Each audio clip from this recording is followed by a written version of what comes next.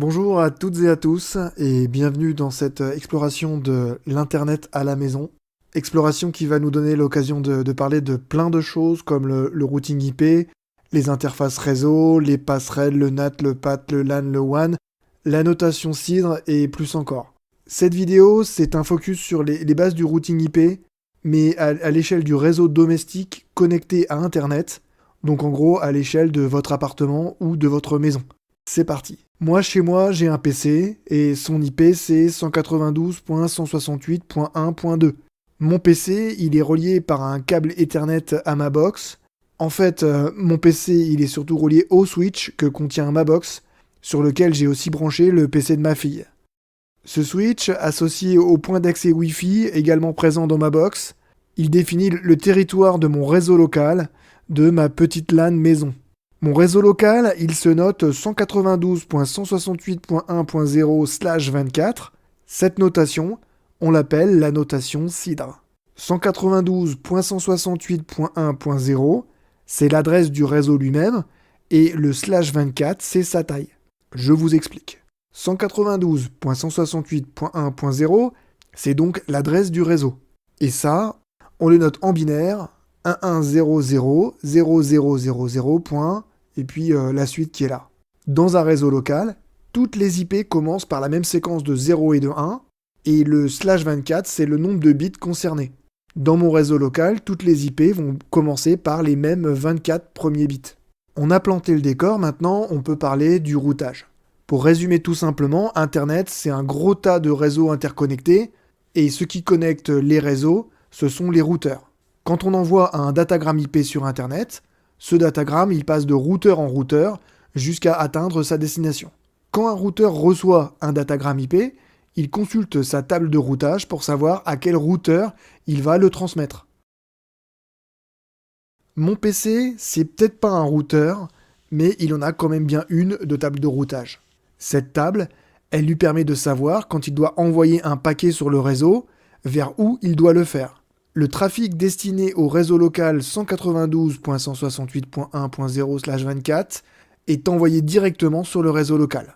Ça passe bien par la box, mais juste au niveau de son switch interne. Le reste du trafic, il va sortir du réseau local vers l'Internet. Il doit passer par la passerelle Internet, et cette passerelle, c'est le routeur que contient ma box et dont l'IP est 192.168.1.1. Qu'il soit à destination du réseau local ou pas, tout le trafic qui sort de mon PC utilise la même interface réseau, ETH0. Cette interface, elle correspond à ma carte réseau physique qui est connectée en Ethernet à la box. Une interface réseau, qu'est-ce que c'est en fait ? Une interface réseau, ça correspond à un équipement réseau physique ou virtuel. Une interface réseau, c'est juste un point de connexion entre une machine et le réseau. On peut lui associer une ou plusieurs adresses IP, et elle peut être de différentes natures, selon le type de lien, Ethernet, point, tunnel VPN ou autre. Le routeur de la box, il possède deux interfaces. Une interface LAN, dans le même réseau que mon PC, avec l'adresse 192.168.1.1. Mais il possède aussi une interface WAN, avec une adresse IP publique. Une adresse IP publique fournie par le fournisseur d'accès, et ici en l'occurrence 82.123.45.67. L'interface WAN, elle connecte mon réseau local à l'Internet. La box, enfin son routeur, il possède aussi une table de routage. Les règles, elles sont similaires dans leur logique à ce qu'on a vu pour mon PC. Le trafic destiné au réseau local, il est envoyé via l'interface LAN. Et le reste du trafic, qui part pour l'Internet, il passe par l'interface WAN. Comment ça se passe le routage ? Un PC, quand il doit envoyer un paquet, il regarde sa table de routage. En fonction de la destination, il choisit une interface et détermine aussi une adresse IP parmi celles de l'interface. Une interface, ça peut avoir plusieurs IP, une ou plusieurs IPv4, une ou plusieurs IPv6. Quand un paquet est envoyé sur le réseau, c'est l'OS qui choisit l'IP la plus appropriée, selon un algorithme qu'on va pas détailler maintenant, que je connais pas d'ailleurs. On va prendre un exemple. Depuis mon PC, je vais envoyer un message à une machine dont l'IP est 8.8.8.8. Et 8.8.8.8, c'est bien ma destination, mais pour l'atteindre, il va falloir y aller étape par étape, routeur après routeur. Pour autant, la seule chose qui compte vraiment pour moi, c'est le routeur auquel je dois balancer mon message. Ensuite, ce sera au tour de ce routeur de trouver le prochain routeur, et ainsi de suite jusqu'à l'IP 8.8.8.8. Le premier routeur qui va recevoir mes paquets, je peux le demander à mon PC, en tapant la commande iproute get 8.8.8.8. Et la commande, elle me répond ça. Elle me dit que pour la destination 8.8.8.8, un paquet sera remis au routeur 192.168.1.1, donc la passerelle, via le lien ETH0, l'unique interface réseau que j'ai sur mon PC. On lit aussi que l'IP utilisé sera l'IP 192.168.1.2, mon adresse IP. Pendant que j'y suis, je peux même carrément demander ma table de routage avec iproute. Et là, c'est un peu plus touffu. J'ai 3 routes, et la première, c'est ma route par défaut, qui passe par la passerelle sur le lien dev ETH0. Dev ETH0 m'indique que le lien est associé à un device, ma carte réseau, Ethernet. J'ai une deuxième route, et elle me dit que pour les paquets à destination du réseau local, 192.168.1.0/24, je passerai aussi sur le lien dev ETH0, proto-kernel, parce que cette règle de routage a été ajoutée automatiquement par le kernel, lorsque le PC a obtenu une IP configurée sur le réseau. Et enfin, le lien, il est direct, scope link, pas besoin de passer par un routeur pour faire du local. Et quand j'enverrai des messages sur le réseau local, bien sûr, je les enverrai avec mon adresse IP 192.168.1.2. La dernière route, elle est intéressante, mais un peu spéciale, on en reparle plus tard. Et avant d'en parler, on va exécuter une commande qui va nous afficher la liste des interfaces du PC. Cette commande, c'est ipaddrshow, et ça me donne ça. On voit qu'on a de l'inet et de l'inet6 pour de l'IPv4 et de l'IPv6. Pourquoi on a les deux ? Les systèmes modernes, ils supportent les deux protocoles IP simultanément. On appelle ça la dual stack. La commande, elle nous a renvoyé 2 pavés, 1 et 2. Ce 1 et ce 2, ce sont les interfaces réseau. Les points de connexion entre ma machine et le réseau. 2 interfaces, ça sonne étonnant, parce que le PC, il a qu'une seule carte réseau et une seule prise Internet. Alors en fait, sur les 2 interfaces, il y en a une un peu spéciale. Et cette interface un peu spéciale, elle explique la 3e règle de routage qu'on a passée tout à l'heure. L'interface numéro 1, elle s'appelle LO. Et l'O, c'est pour loopback. Et le loopback, c'est le réseau à l'échelle du host de la machine. L'adresse, c'est 127.0.0.1 et c'est notre bien connu localhost. Le loopback, c'est très pratique, ça permet de faire de la communication interprocessus via TCP/IP ou UDP sans jamais sortir sur le réseau physique. Si on décrypte tous les mots-clés pour l'interface LO, LO, c'est le nom de l'interface, loopback. Après, on a des flags, up, parce que l'interface, elle a été activée du point de vue logiciel, et lower up, pour dire que l'interface, elle est fonctionnelle. Elle est OK du point de vue de l'OS. MTU 65536 pour Maximum Transmission Unit, c'est la taille maximale d'un paquet IP en octets. Pour LO, la MTU, elle est grande, car on peut se le permettre en local. Inet 127.0.0.1/8 scope host LO. Inet, ça indique une adresse IPv4. Et 127.0.0.1/8, on en a parlé, c'est la notation CIDR, qui donne du coup l'adresse IP et le masque du réseau localhost. Le /8, ça signifie que le réseau du loopback, il est potentiellement énorme, de 127.0.0.0 à 127.255.255.255, donc un paquet d'adresses.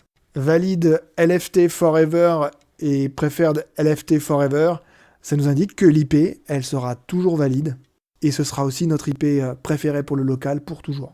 On a une adresse IPv4, mais on a aussi une adresse IPv6.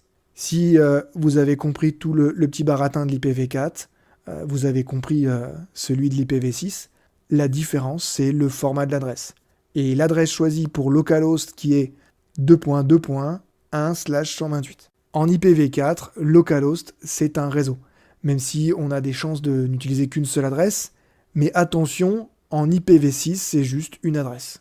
Bon, c'est un peu aride, on passe à la 2e interface, celle de mon PC sur le réseau local. On va pas reprendre mot à mot, c'est pas nécessaire.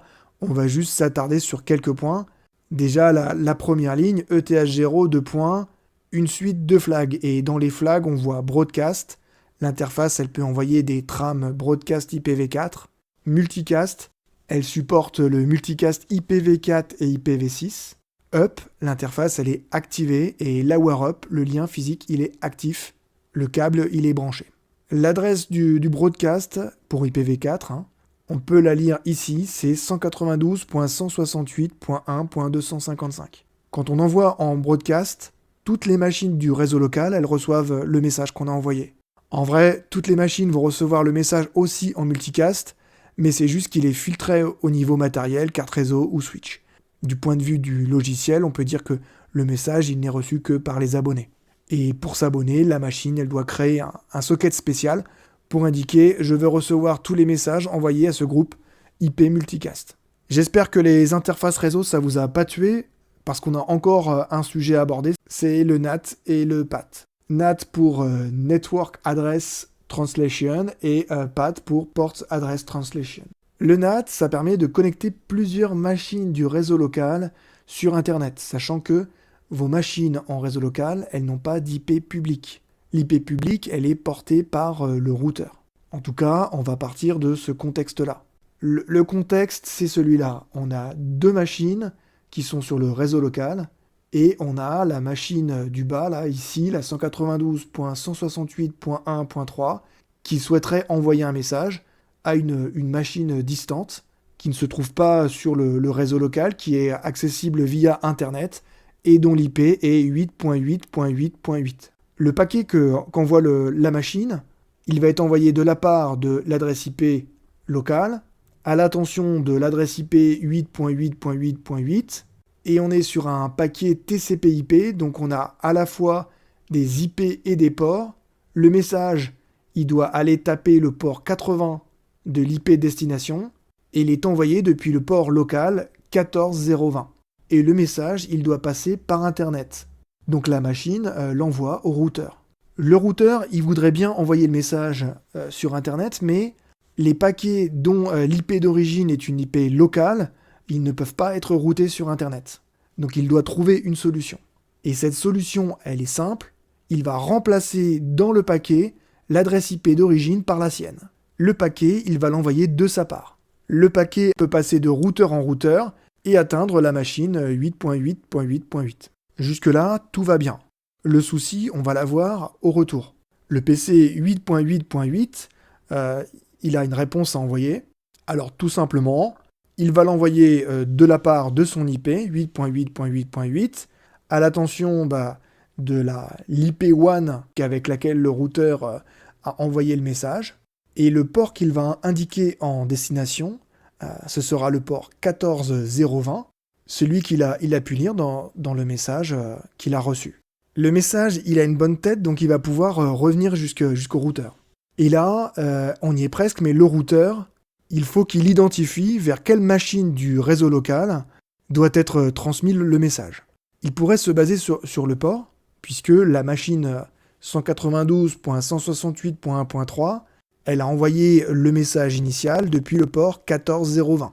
Ça a l'air pas mal, mais c'est pas suffisant, ça peut pas fonctionner parce que si j'ai une autre machine connectée au réseau local qui envoie des messages sur le port 80 de l'IP 8.8.8.8 depuis le même port local 14020, les messages qui vont arriver en retour en réponse de la part du 8.8.8.8, le routeur, il ne pourra pas savoir vers quelle machine il doit les envoyer. Alors l'astuce, elle est toute simple et c'est le PAT. Maintenant, quand le routeur il substitue l'adresse IP locale par son adresse IP publique, celle de l'interface WAN, il change aussi le port local qu'il a reçu par un port qu'il va choisir et qu'il va associer à la machine locale d'origine. Le routeur, il va remplir sa table NAT et dans la table NAT, on aura IP d'origine, port d'origine, IP destination, port destination et un port NAT. Et là, ça devient tout simple. Un message qui arriverait d'Internet à destination du routeur, sur le port 2103 par exemple, on pourra très facilement le router, parce que dans cette table, on peut bien lire que ce port correspond à l'adresse IP 192.168.1.3. On reprend un exemple, donc la machine 192.168.1.2, elle envoie un message à la machine 8.8.8.8 sur son port 80. Tout ça depuis son port local 14020. Le routeur, il transforme le paquet, ou du moins il change l'IP, il la remplace par son IP public. Mais dans ce paquet, le port d'origine, il est aussi modifié, il correspond au port choisi par le routeur pour faire du PAT.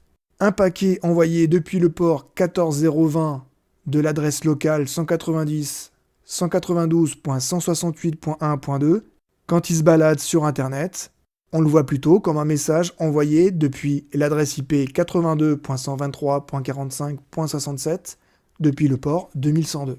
Pour les réponses qui reviennent au routeur, on sait que par application de la table NAT, le routeur va pouvoir rectifier dans les paquets le bon port et la bonne adresse IP locale. Merci à tous et à bientôt